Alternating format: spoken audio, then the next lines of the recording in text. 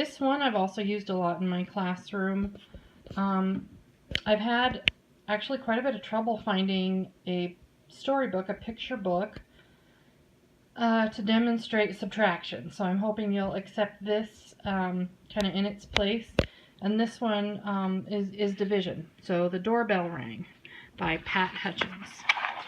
So we've got these two kiddos who have a batch of cookies, and they decide how to split them. So if we split them evenly between the two kiddos, they each get 6. But as you might imagine, the doorbell rings, and in comes a couple more friends. So then, as they decide to share the cookies, they have to decide what makes them fair. So then that becomes 3 each cookies. And again, you can see that the doorbell rings, and they have to, again, split those cookies equally between different numbers of kiddos.